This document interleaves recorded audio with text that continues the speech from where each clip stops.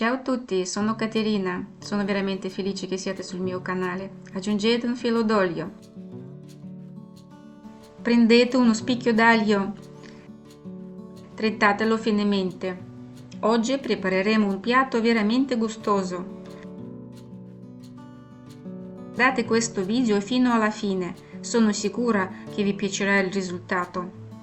Per favore, scrivete da dove mi state guardando, da quale città o paese. Sono felice di sapere che l'amore per il buon cibo ci unisce malgrado le distanze. Mettete l'aglio tritato nella padella con l'olio non troppo caldo.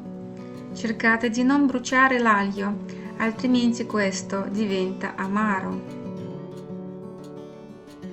Prendete una cipolla e sminuzzatela.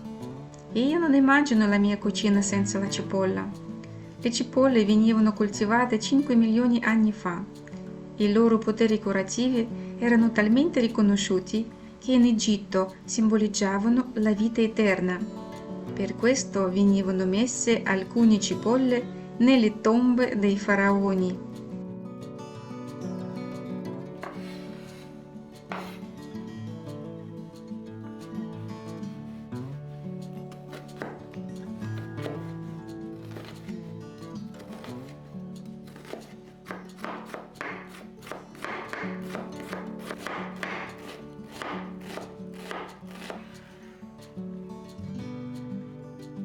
Aggiungete la cipolla all'aglio.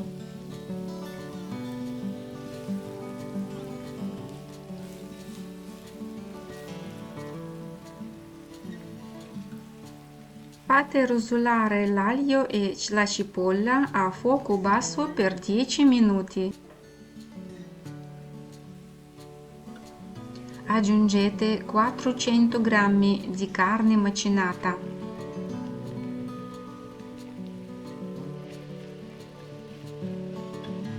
Mentre mescolate, cercate di sgranare i pezzi della carne.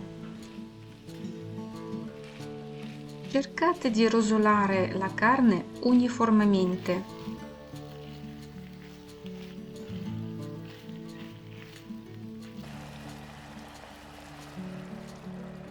Aggiungete mezzo bicchiere di vino. Lasciate evaporare l'alcol per pochi minuti. Il vino serve per esaltare i sapori degli altri ingredienti nel piatto, ma potete non aggiungerlo. Mettete 100 g di olive nere denocciolate. Tagliatele in 2-3 parti.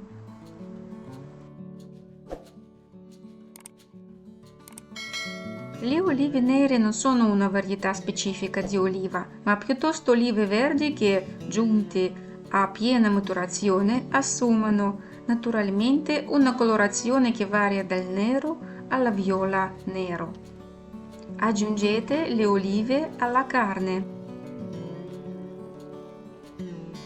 Aggiungete anche 600 g di passata di pomodoro.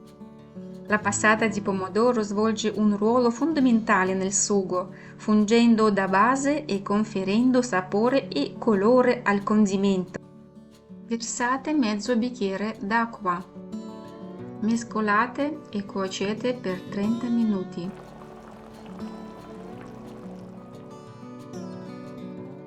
Nel frattempo fate bollire l'acqua per cuocere la pasta. Aggiungete il sale. Mettete 320 g di pasta. Mescolate e cuocete per circa 10 minuti. Leggete sulla confezione della pasta il tempo preciso della cottura. Togliete dal fuoco il sugo pronto. Aggiungete il sale e anche il pepe nero. Adesso ci servono 2 tuorli d'uova. Rompete l'uovo e separate il tuorlo dal bianco con delicatezza.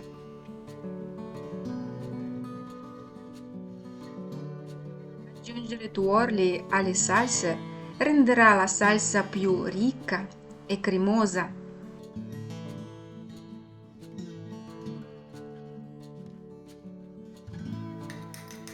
Mescolate i tuorli insieme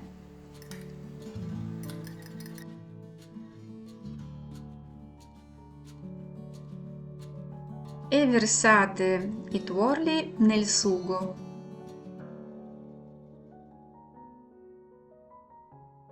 Mescolate subito tutto.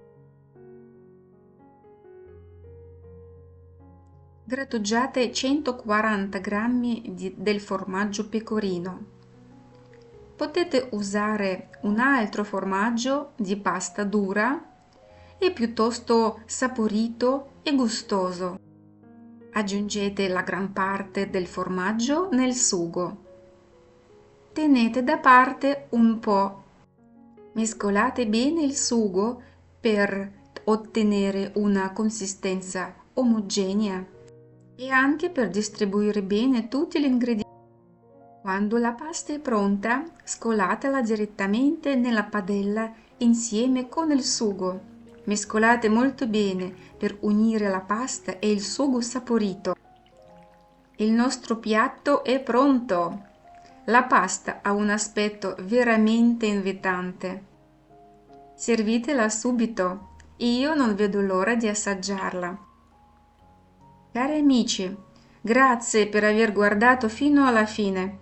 Se vi è piaciuto questo video mettete un like, è il miglior premio per il mio lavoro. Ancora un po' del formaggio grattugiato sopra, è buonissimo. Dovreste davvero provarla. Iscrivetevi per non perdere le nuove video. Buon appetito! Ci vediamo alla prossima ricetta e abbiate cura di voi!